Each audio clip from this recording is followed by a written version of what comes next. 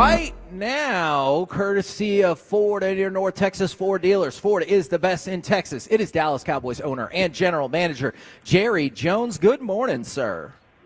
Hey, man. Good morning, Kevin, Corey, Mike. Happy holidays to you guys. Indeed. Thank you very much. Same to you and your family. We always get great insight from you about across the NFL stuff in addition to the Cowboys. I'm just curious, are you surprised that Bill Belichick decided to go with North Carolina, and that means he'll probably never coach in the NFL again? Well, I don't really have thoughts there. It would be surprised is not the word for it. I know that his explanation sounded very pure. There's no question he loves to coach the game. Probably there's aspects to college that I think would be interesting. You've seen several coaches, Saban, but those guys that were in pro and went to college and did pretty well.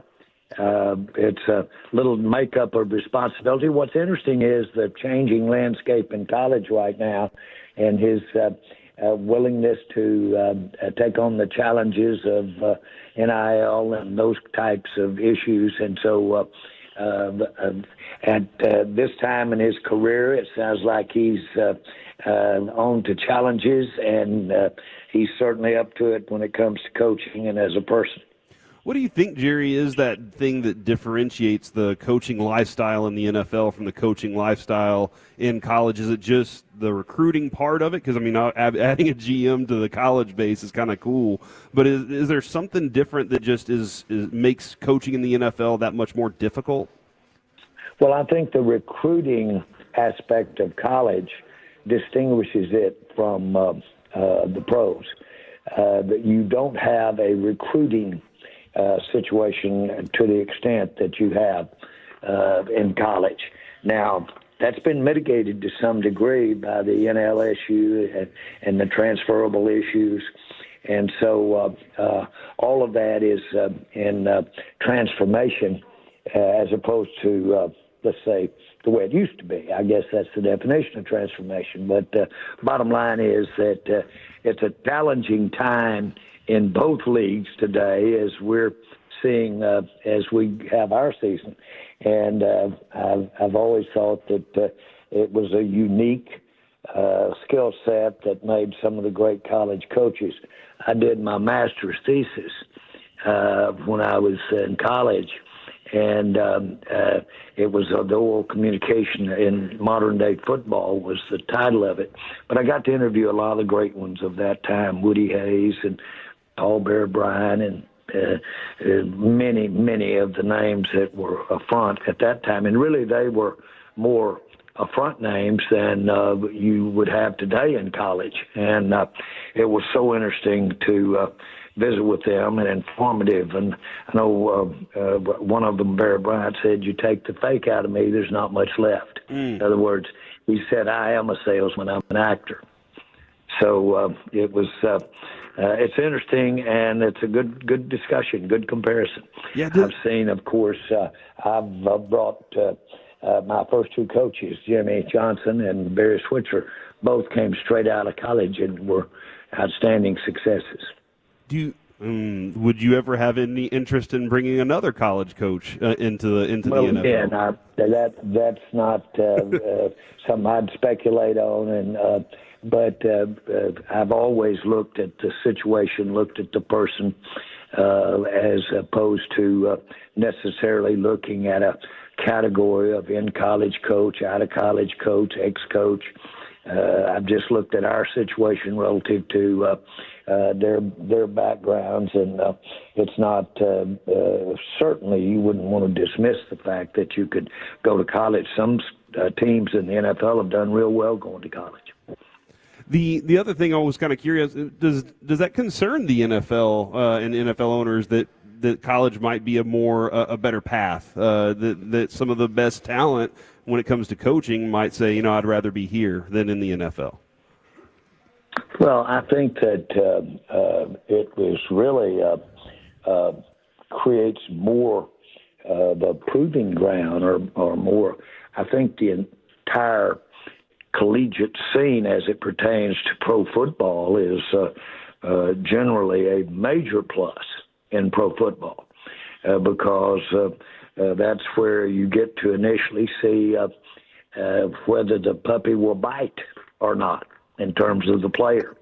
And obviously how he's coached and the systems he's in and that type of thing has a bearing on how he played. But no, I think frankly the more the more emphasis you have on coaching, frankly, I think the longer young players play in college, the better it is for the NFL when we get them.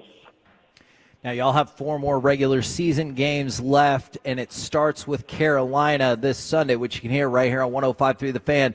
I know people are like, hey, what questions should be answered over the last 4 games? Do you view it that way at all, or are you like, hey, if we just keep stacking up wins, who knows? Maybe something could fall our way and the playoffs could still happen. That's the latter.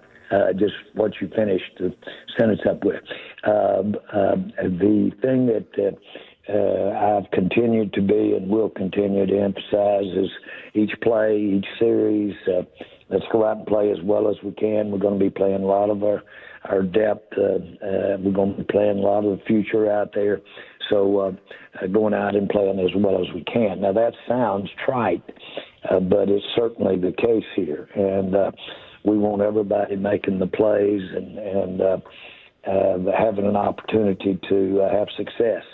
Success is very important in terms of the evolving of any of us, and you build on success. I've done things that I didn't know how it was going to work or didn't know if that point of energy should be there, and damn, it works. I'm gonna do that again, and so that's habit forming. On the other hand, going the other way is habit forming too, in my view and belief. So, yeah, we want to go out there and win every down. Now, speaking of that on-field success, I was kind of curious. The Dallas Cowboys became the first team ever to surpass $10 billion in valuation via Forbes. Is it tough to enjoy or celebrate a thing like that when this has been a tough on-the-field season? Well, I don't necessarily have the same feeling. I felt the same way about making a first down when I bought the Dallas Cowboys, and the performance on the field is first and foremost. I'll never forget Tex Schramm. I was riding along with him, first time I'd ever visited with him, and we were actually going to see Coach Landry in my first visit with him. And I was looking for something to say. It was awkward, and I said, boy, Tex, I wouldn't be sitting here riding shotgun had you not done a great job with the Cowboys. We rode along another quarter, and he finally looked over and said, this would be a hell of a business if you didn't have to play them football games. Mm-hmm. And I thought, what in the world? What does that mean? I know what it means now. Do you feel like fans kind of have that perception that y'all do a hell of a job with this business if it weren't for playing the football games? Well, I think that I can assure everyone that the two are inextricably together. It's the same thing. And I differentiate many decisions, financial decisions, from other business I do.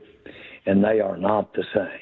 It's not the same kind of bottom line at all.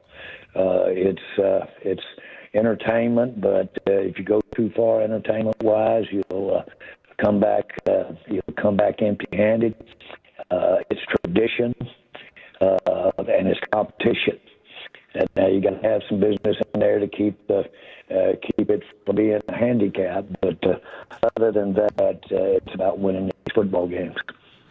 We've seen Bryce Young have a bunch of change since he got to Carolina. How much? I mean, he looks like he's kind of found a little bit of a groove with Canales at the head coach position there. How much does a change of coaching affect a quarterback, especially a young quarterback like that? Well, again, I think that the most important thing that changes them is experience. And obviously, if you can have continuity and you are continually doing the same thing, whether it be scheme or whether it be the reading or the type of routes the receivers run, all of those things. There is no doubt that the more repetition that a quarterback has as he comes in the league, the better he gets. And it's a rare thing to have a quarterback come in the league and have immediate success. So all of that is what you know has got to be there, and you've got to endure when you start with a very young quarterback. And we've had young quarterbacks, we've had outstanding young quarterbacks before. And boy, after they've had hundreds and, if you will, thousands of repetition, and certainly game-type situations, playing in games, they get better. And that's what's happening to him. He's had a lot of repetition in game-type situations. He's getting better. Thank you very much, good sir. We appreciate the time this week. We will catch up with you again next Friday, and best of luck against Carolina. Sounds good. Let's have a good weekend. Bye.